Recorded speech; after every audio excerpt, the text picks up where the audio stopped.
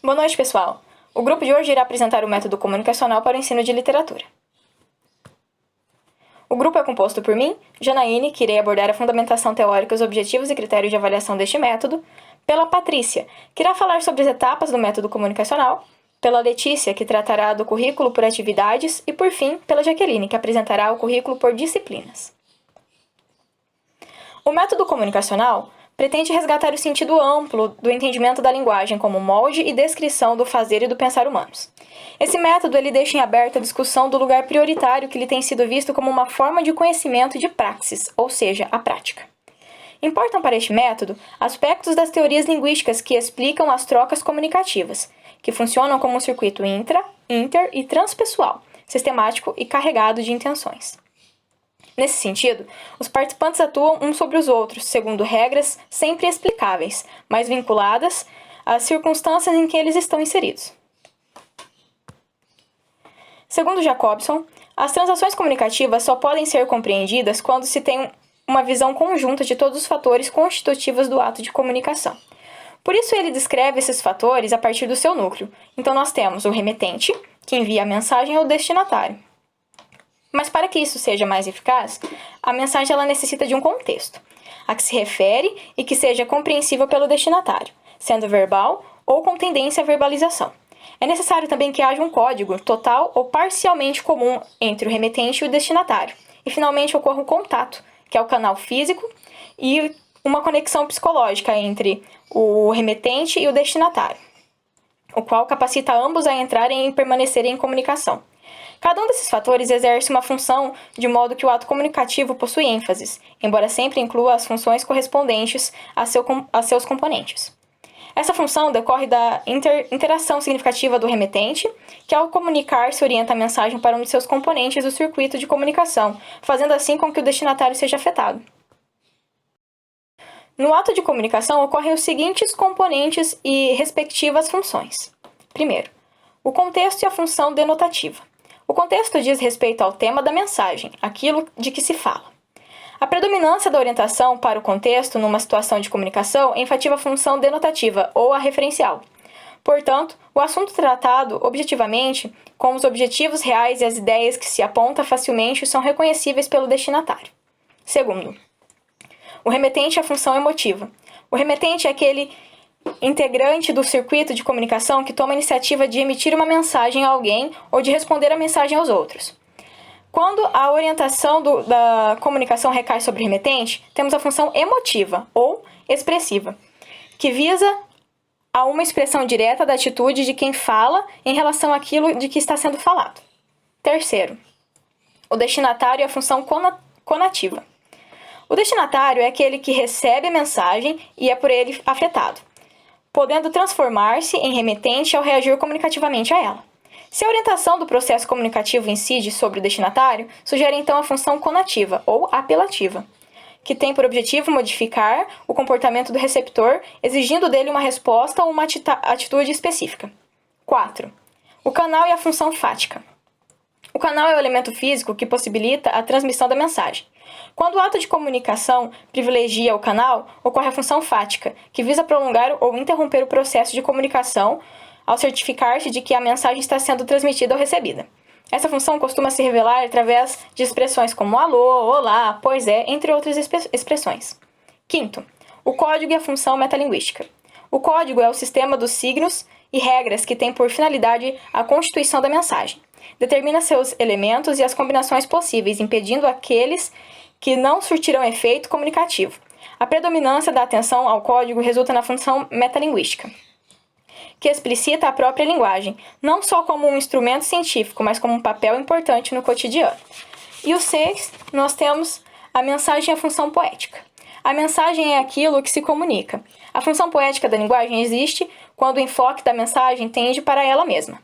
A função poética predomina na poesia e na literatura em geral, mas não se reduz a esse tipo de mensagem apenas. A atitude comunicativa supõe o uso da linguagem para fins de interação. O processo de comunicação começa a partir de um estímulo externo ou interno que motiva o remetente a dirigir uma mensagem a um destinatário. Essa motivação dá origem à intenção da mensagem e implica certas pressuposições que o remetente faz sobre o alvo. Visa então que se o destinatário domina o código usado, se o tema é conhecido ou não, se vai necessitar de apelos para manter a atenção, entre outros fatores. O processo comunicativo se desenvolve até as intenções dos dois sujeitos envolvidos se esgotarem, preenchendo a necessidade inicial. O fato de que a intenção assim obtida é um empreendimento psicológico e social muito complexo e frequentemente dificultoso e requer que os participantes eles conscientizem-se das intenções e pressuposições para a eficácia do ato que realizam, que é a comunicação. Agora, os objetivos do método comunicacional. Os objetivos são dessa metodologia, né? Primeiro, reconhecer os diferentes textos como meios de comunicação social. Segundo, identificar as regras do jogo de comunicação como fatores de organização de atuação humana em sociedade. Terceiro, diferenciar textos literários e textos não literários. E quarto, analisar e correlacionar elementos e funções do processo comunicativo literário, tendo em mente seus reflexos sobre a vida social e cultural. Esses objetivos eles servem para orientar o trabalho com a literatura em sala de aula, no sentido a desvesti-los da artificialidade que a natureza acadêmica da educação escolar confere à literatura e, ao mesmo tempo, conscientizar os alunos do maior número possível de implicações dos jogos comunicativos nos textos. Também os capacitando a percebê-los e manejá-los em outras situações que vão além do texto. Os critérios de avaliação para o método comunicacional. A avaliação dos resultados obtidos através deste método cumpre-se ao longo do processo de aplicação do mesmo, considerando-se comportamentos satisfatórios os de receber textos em linguagens variadas, discriminando as diferenças e particularidades de cada tipo, bem como de aproximar ou diferenciar textos segundo seus componentes e suas funções e respectivas. É importante nesse desempenho que o aluno possa evidenciar que reconhece os atributos expressivos da função poética, uma vez que se trata do ensino de literatura. A avaliação ela deve encarar a atividade realizada como parte de um processo real de comunicação e não como uma atitude classificatória. Agora a Patrícia irá falar sobre as etapas do método comunicacional.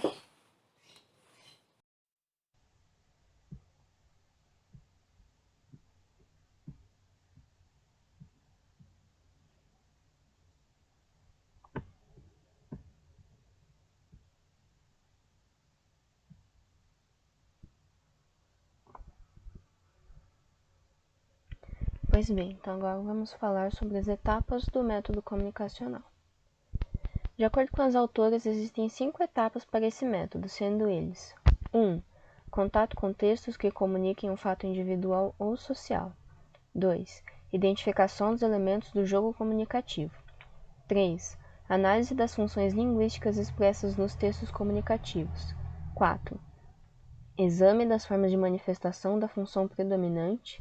E 5. Cotejo dos textos quanto à predominância das funções linguísticas. Falar sobre o primeiro, então, que é o contato com os textos. Nessa etapa, o professor precisa averiguar com os alunos para saber se eles têm contato com textos literários ou não. E também é nesse momento que, se ele perceber que não existe, se for o caso, ele apresenta esses textos para os alunos, de preferência textos literários, textos que textos que sejam do interesse dos alunos, que comuniquem algo para eles, e a partir disso, os alunos entrando em contato com esses textos, o professor deve de alguma forma mover o desejo dos alunos de se comunicarem com esses textos também, e dessa maneira os alunos vão expressar os sentidos que retiram dos textos. A segunda etapa, que é a identificação dos elementos do jogo comunicativo. Essa etapa requer especificamente a orientação do professor, que vai apresentar algumas perguntas guias que tem por objetivo fazer com que o aluno encontre os seguintes componentes: o emissor, suas intenções e preocupações; a mensagem, suas características; o receptor, suas intenções e pressuposições; o canal e os obstáculos ao contato que podem ocorrer; o código empregado para organizar os signos através das regras de combinação; e o contexto implícito, com suas circunstâncias espaciais e temporais específicas. Agora, a terceira etapa, que seria a análise das funções que podem vir a ser encontradas nos textos. As funções que eles precisam analisar são a função emotiva, a função fática, a metalinguística, a conativa, referencial e poética. Essa etapa de análise vai permitir que os alunos identifiquem qual seria a função predominante num determinado texto. Eles saberem quais são as funções que podem existir num texto vão permitir que eles sigam para a próxima etapa, que no caso é o exame das formas de manifestação da função predominante. Nessa etapa, o professor precisa fazer com que o aluno perceba qual é a intenção do emissor, e depois ele precisa avaliar o efeito da mensagem junto ao seu receptor. Nesse momento, nessa etapa, é preciso que o aluno tenha consciência de que pode existir uma função secundária. Vai ter a função principal, a função predominante, mas pode existir uma função secundária que não vai alterar o sentido do texto de forma alguma, mas que o texto não está preso a uma única função. E por fim, a etapa final, que é o cotejo, a comparação dos textos quanto à predominância das funções linguísticas.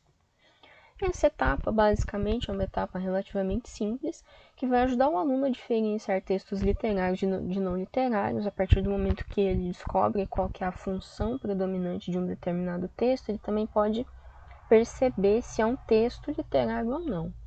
E é possível determinar as consequências dos efeitos das funções linguísticas no cotidiano. Então, isso não vai abranger apenas a parte da literatura, ele vai ter uma compreensão maior de como isso pode afetá-lo, seja em textos que ele encontra na rua, como um outdoor, uma propaganda que ele escuta de um carro, som, enfim. São esses os exemplos, né?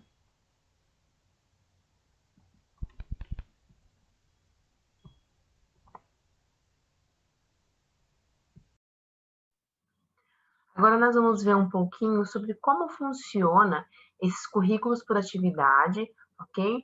Que a Patrícia já nos explicou o que é, quais são todos esses procedimentos didáticos, e nós vamos vê-los dentro do currículo por atividade. Então, nesse primeiro aqui, nós temos por conteúdo Histórias de Animais, tendo material de Maurício de Souza e do Josué Guimarães, tá? Então, aqui, qual é o nosso objetivo aqui?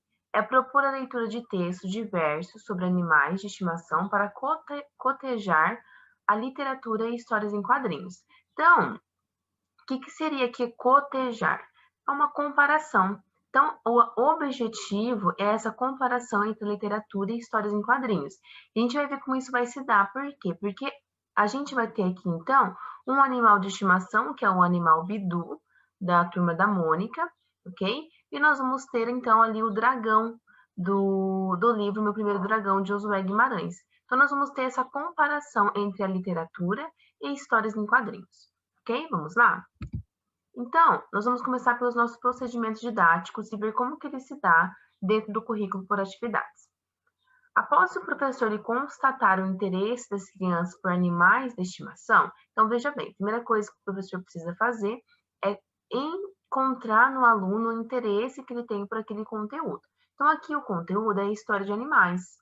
Então o professor, a partir do momento que ele constatar esse interesse das crianças por animais de estimação, e como que ele vai constatar isso? Ele pode fazer isso por meios informais, situações informais, como uma conversa durante o intervalo, uma conversa dentro da sala de aula, por meio de momentos informais, o professor consegue detectar, consegue constatar em seus alunos os interesses que eles têm por animais de estimação. E depois que se é constatado, o professor, o que ele pode fazer? Ele pode sugerir, de repente, para os seus alunos uma visita a um zoológico, a um sítio, a um ambiente onde eles tenham essa vivência, então, com esses animais de estimação que eles mais gostam, esse interesse que eles têm pelos animais de estimação. E aí pode ser um lugar, por exemplo, zoológico, a gente tem tantos animais selvagens, como animais mais domésticos. Então, as crianças vão conseguir identificar isso por meio das visitas que elas vão fazer, ok? Aí, supondo então que a visita deu certo e que eles foram ao zoológico, o que o professor pode fazer? O professor pode então ali, né, permitir que a criança eleja seu animal de maior estimação, né, observe com mais atenção o seu comportamento, e quando se volta desse passeio, o que pode acontecer? Pode haver uma discussão do que acharam do animal adotado, né, do que acharam do animal, enfim, uma discussão onde as crianças vão expor aquilo que elas acharam em relação ao animal. E tudo isso aqui entra dentro do contato com o texto, que comunica um fato individual ou social, ok? E aí, de repente, o professor pode pedir para essas crianças se expressarem por meio de suas emoções ou descobertas, de repente pedir para que se escrevam frases sobre suas experiências, montem, né, construam frases sobre as experiências que eles tiveram ali naquela visita a um sítio, a um zoológico e afins, ok? Aí, numa próxima aula, o professor ele pode sugerir que essas crianças vá a uma biblioteca. Por quê? Porque a mesma experiência que eles tiveram, a mesma aventura que eles vivenciaram estando dentro de um zoológico, por exemplo, é uma aventura que eles podem vivenciar através da leitura, porque a literatura ela tem esse poder, né, de nos fazer viver de fato. Então, eles podem também viver a mesma aventura através dos livros, ok? Então, aqui, como resultado, as crianças escolhem seu animal mais estimado. Por exemplo, a gente tem o exemplo aqui do cachorro Bidu, que é um cachorro da história em quadrinhos da Mônica, né? E aí também podem escolher, de repente, o animal do livro de Josué Guimarães, do Meu Primeiro Dragão, né? Então, eles podem escolher o dragão também, que daí já é de um livro. E aqui que vai entrar, então, esse cotejo, essa comparação de histórias em quadrinhos com literatura também, ok? E aí, o professor, né, depois de que eles escolheram os animais, aqui a gente supôs, então, que poderia ser o Bidu, o cachorro Bidu, junto com o animal dragão do livro de Josué Guimarães. Após essa escolha, os dois textos eles podem ser lidos em voz alta pelo professor em sala de aula. E as crianças vão observar o comportamento das personagens animais, escolhendo as ações mais marcantes. Então, essa tarefinha vai ser do aluno, ele vai observar, né, a leitura do professor, ele vai observar o comportamento dos animais escolhidos e vai ver as ações mais marcantes. E essas ações, elas podem ser unidas às do animal do zoológico, ou seja, elas podem ser imitadas pelas crianças, de repente, em jogos e afins. Então, é onde vai se entrar, então, ali os jogos, eles podem ser imitados também. Então, essa comparação entre uma experiência vivida, né, ali de corpo mesmo, com uma experiência onde eles vão lendo e, através da leitura, eles tiveram uma experiência semelhante. Então, isso aqui tudo é dentro do contato com o texto, que vai comunicar um fato individual social. Então, o texto tem esse poder de comunicar um fato social, de comunicar um fato individual, ok? Próximo procedimento nosso. Ok, então aqui nós temos o segundo procedimento didático, que é a identificação dos elementos do jogo comunicativo. Como que isso vai se dar aqui dentro do currículo por atividade, por exemplo? Então, vamos continuar seguindo, então, essa ideia aí das histórias de animais, que as crianças tiveram essa experiência no zoológico, também tiveram a experiência ao ler um livro, ou escutar o professor ler o livro, ok? Então, como que vai se dar essa identificação dos elementos do jogo comunicativo? O professor, ele pode propor uma brincadeira para os alunos, ok? Pode propor uma brincadeira para os alunos que vai representar a feitura das histórias dos bichos elegidos. Então, vai representar a história, vai representar aquilo que eles vivenciaram naquele momento. Então, durante essa brincadeira, o que vai acontecer? O professor e os alunos, eles vão ter uma discussão, um diálogo, uma conversa, onde as crianças vão começar a identificar o que é preciso, o que foi preciso, por exemplo, para formar a frase que eles fizeram lá no começo sobre a experiência que eles tiveram ao visitar o zoológico. Por meio disso, a gente começa, então, a gerar no aluno essa curiosidade, então, dele querer identificar quais são os elementos que foram necessários os elementos que foram necessários para se produzir, então, os textos dos quadrinhos, os textos do livro, ok? O texto do livro, do quadrinho. Então, é onde vai começar-se uma identificação dos elementos do jogo comunicativo. E isso foi feito aqui, então, através de uma brincadeira com as crianças. Então, lá, à medida que as crianças vão descobrindo o que acontece, o professor marca no chão o lugar do elemento comunicativo. Então, ele vai marcar no chão o lugar do elemento comunicativo, ok? E vai colocar ali a criança, cada criança, dentro de um círculo que vai corresponder à descoberta de cada criança. Então, vamos supor que uma criança descobriu que precisa-se do autor. Então, a criança ela vai ficar dentro do círculo onde está escrito o autor. Aí, outra criança descobriu sobre o veículo, ok? Descobriu sobre o veículo, e aí aquela criança vai ficar em cima daquele círculo. Então, nós teremos ali, então, 6 divisões desse círculo, tá? Dessa brincadeira aí, dessa identificação dos elementos, que é o autor, o veículo, o código, o texto, o contexto, o leitor, o espectador. Então, através de um jogo, eles vão conseguir identificar os elementos do jogo comunicativo. Através de uma brincadeira, é possível que se descubra esses elementos dentro dos textos do livro ou da história em quadrinho. Então, após essa descoberta dos elementos do jogo comunicativo, cada criança, então 6 voluntários, digamos assim, eles vão tomar esses lugares aí dentro desses círculos que estão representando cada elemento que é necessário. Então, nós temos ali o veículo, o autor, o texto, o contexto, o leitor, o espectador, ok? Então, cada criança, ela vai ocupar um lugar dentro desse círculo. E como que o jogo começa? Como que a brincadeira começa? A brincadeira começa com a representação da feitura do primeiro texto. O autor imita os gestos de um escritor, mas descobre que não tem material e não sabe como escrever. Então, o código vem em auxílio, entregando-lhe a caixa de signos e ensinando-o a juntá-los.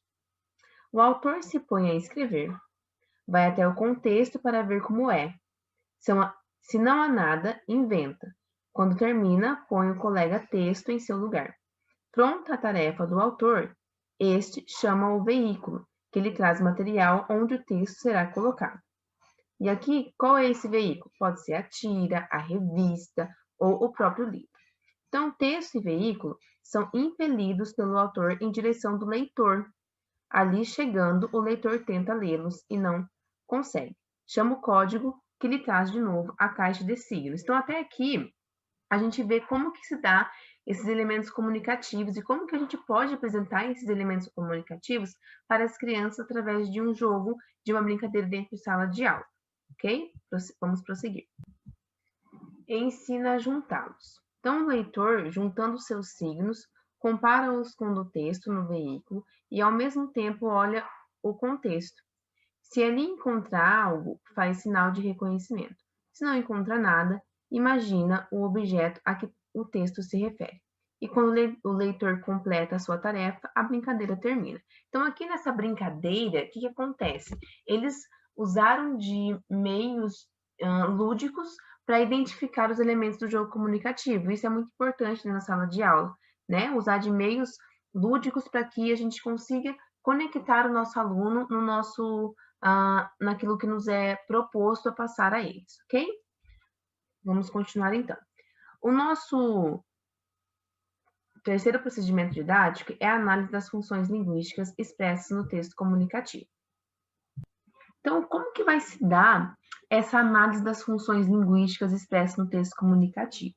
Então, o professor pode propor a mesma brincadeira, com outros voluntários, com alunos diferentes, mas o que vai mudar aqui? As regras vão se modificar, ok? Então, vamos lá, cada ocupante vai ocupar o lugar do voluntário anterior, só que esses lugares, só que essas pessoas que estão ali ocupando esses lugares, eles vão alterar o que aconteceu na cena anterior. Então, nós temos um exemplo assim, o autor ele não vai chamar o código, o mundo não fica vazio, mas é preenchido com objetos não interpretativos da história, ok? O leitor não aceita os textos, e isso é onde vai se alterar os episódios, vai se alterar os personagens, altera-se as cenas, ok?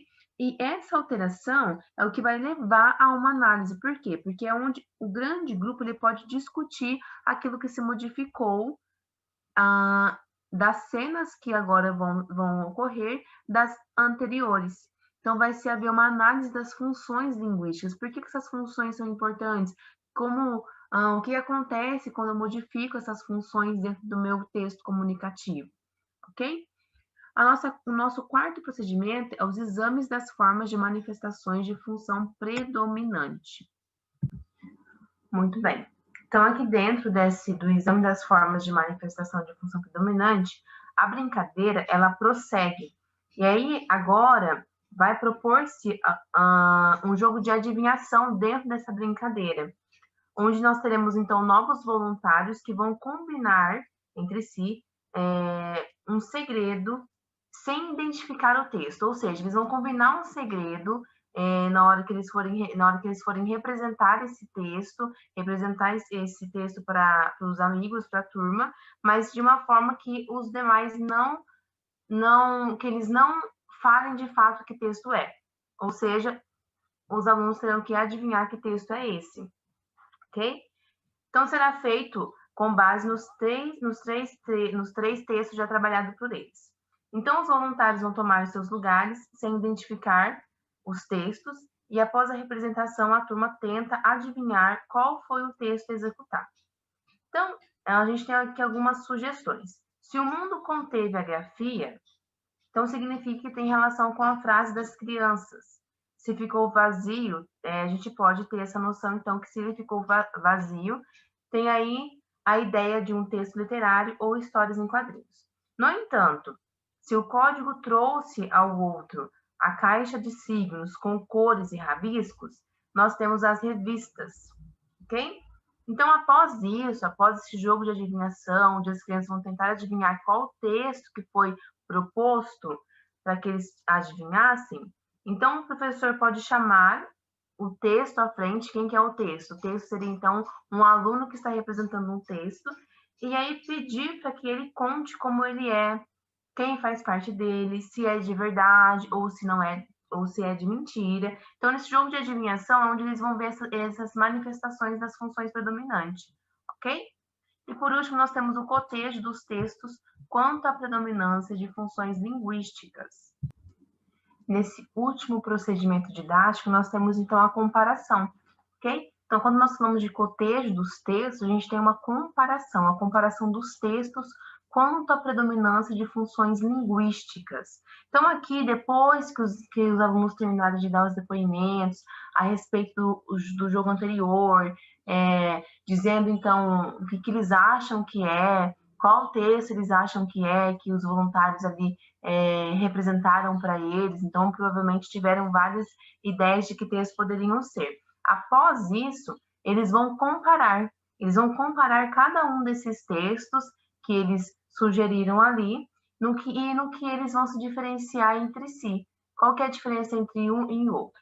E, por fim, então, os alunos vão produzir 2 textos. Nesses textos curtos, eles vão produzir um texto que vai aparecer um animal que eles vejam no mundo real e outro que é inventado, ok? Então, vai finalizar dessa forma aqui no cotejo dos textos quanto à predominância de funções linguísticas, que é uma comparação aí, que o objetivo, então, do currículo por atividade, dentro dessas histórias de animais de estimação, seria esse cotejo mesmo, essa comparação entre a literatura e as histórias de quadrinhos. Boa noite a todos. Bom, dando continuidade à fala da Letícia, agora eu vou falar um pouco sobre os currículos por disciplinas, tá? Então, os currículos por disciplina funcionam assim. Os conteúdos. Quais serão os conteúdos, né, apresentados aqui no texto? É o estudo da crônica como gênero literário, certo? O material vai ser notícia de jornal, tá? Uma crônica A Borboleta Amarela, de Braga, de 1980, e uma segunda é O Gigolô das Palavras, tá? De Veríssimo, de 1982. cujo objetivo é caracterizar a crônica como gênero literário, em que a relação com a história é mais evidente, certo? Então, depois nós partimos para os procedimentos didáticos. Na primeira etapa dos procedimentos didáticos, né, nós temos o contato com os textos que comuniquem um fato individual ou social, tá?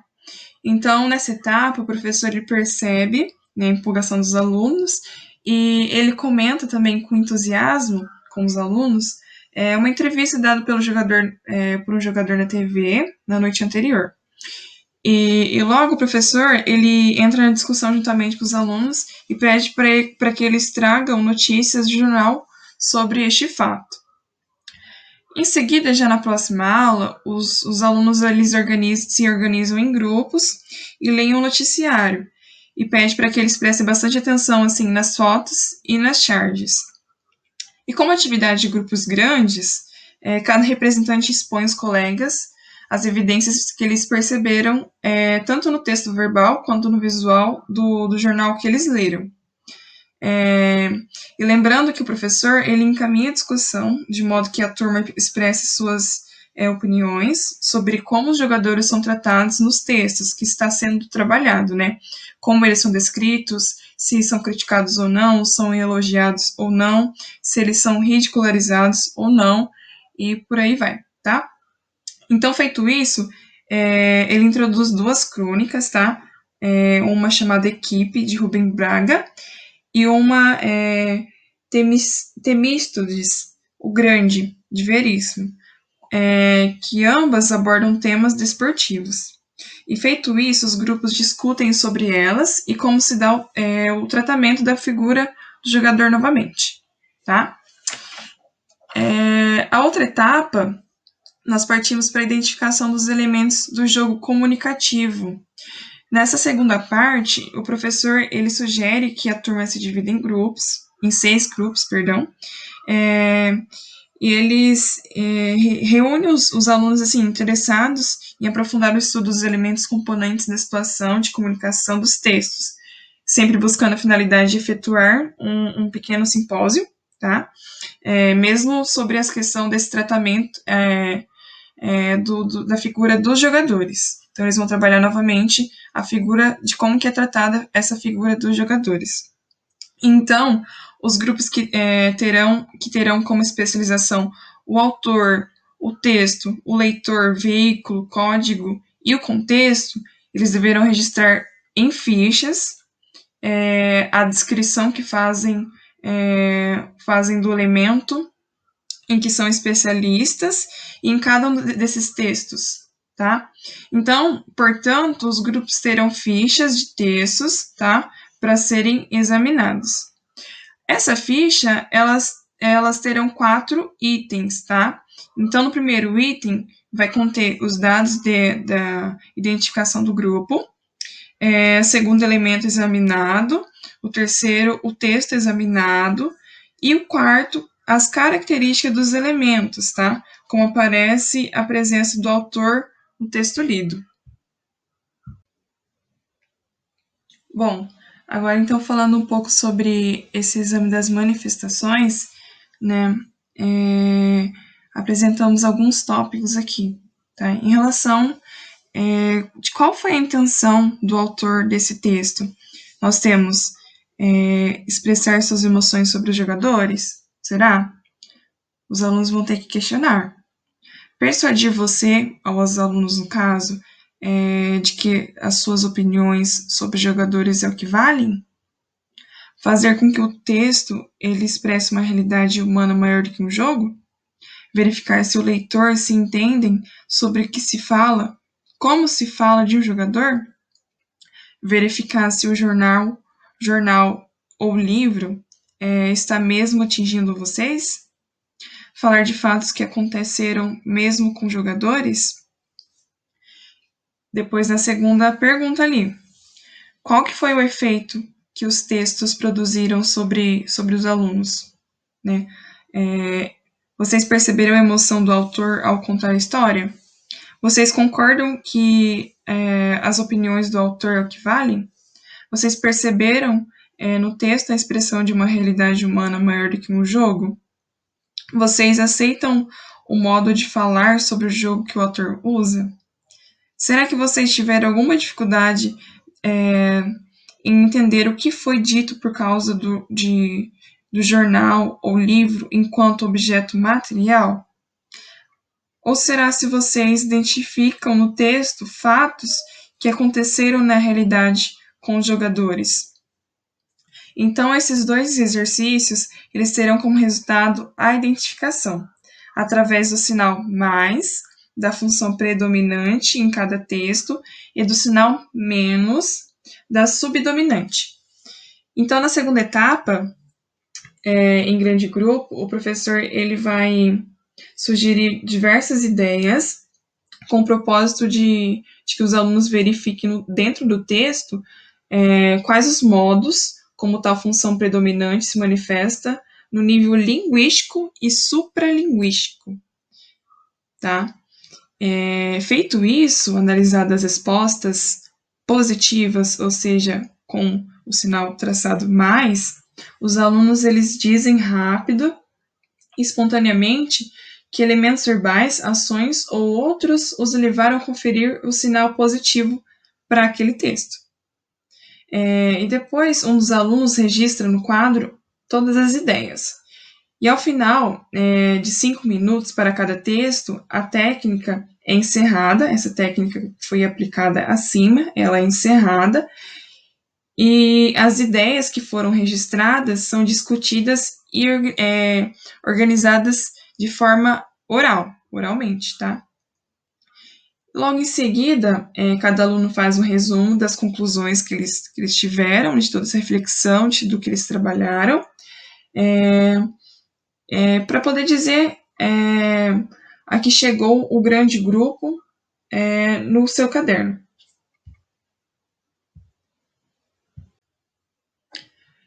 Continuando então, nesse momento do simpósio, a turma ela se distribui em grande círculo e todos os elementos dos pequenos grupos falam sobre a respeito, desse tratamento da figura do jogador conforme comunicado pelos elementos das especializações anteriores. Por exemplo, os especialistas em autor, eles dizem, a partir da consulta em suas fichas, quais foram os sinais de autoria na apresentação do objeto do texto, tá? O comentarista esportivo está interessado em dizer o que aconteceu em certo jogo e em julgar o jogador. Os cronistas, por outro lado, eles estão preocupados com a desvalorização e o destino de certos atletas dentro e fora de um determinado jogo. Então, o próximo passo agora, a próxima etapa, vai tratar da análise das funções linguísticas expressas nos textos comunicativos. Então, aqui nós temos representado as especializações e, por outro lado, a tarefa. Então, para o autor, qual vai ser a tarefa do autor ali? Vai ser enfatizar a atitude emocional diante do fato, ou tentar persuadir o leitor do seu ponto de vista, ou também desejar que o texto se refira a um determinado jogo, ou do dia em que houve a entrevista que motivou os trabalhos. Logo depois, a tarefa do leitor vai ser querer saber mais sobre o que o autor sentiu quanto ao fato, ou não querer aceitar o ponto de vista do autor, ou também querer saber sobre o jogo. E sobre a obra, vai ser só revelar as emoções ao autor sobre o jogo, ou defender só o ponto de vista do autor para convencer o leitor. Tá? Em relação ao código, a tarefa vai ser informar o jogo, utilizar a narração em primeira pessoa em que o sujeito manifeste emoção, ou fazer chamamentos imperativos ao leitor para que se convença das ideias do autor, ou também utilizar o modo de narrar de um jornalista. Em relação ao veículo, a tarefa do veículo vai ser usar uma declaração para expressar de modo contundente os sentimentos do autor, ou fazer slogans em cartazes para persuadir o leitor das ideias do autor. O leitor das ideias do autor. Ou elaborar também uma notícia para telejornal sobre o tema de cada crônica. Em relação ao contexto, vai ser reescrever a história, dando as impressões do autor sobre o que aconteceria se a mesma história ocorresse em uma cidade grande, ou reescrever a história também, tentando convencer o leitor de que os fatos ocorreriam da mesma forma se o jogador se desse dentro de um filme, ou também reescrever a história como se referisse ao jogo que deu origem ao trabalho também. Então, num segundo momento, feito em grupos grandes, né?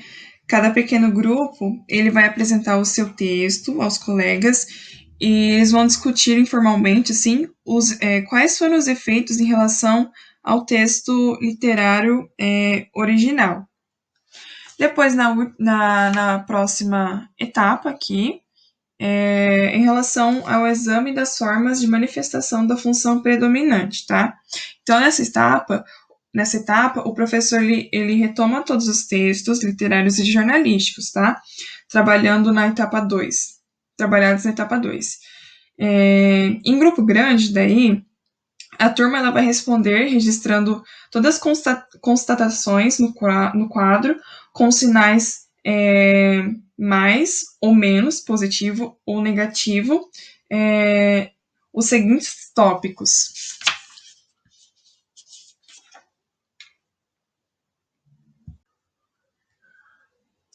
E por fim,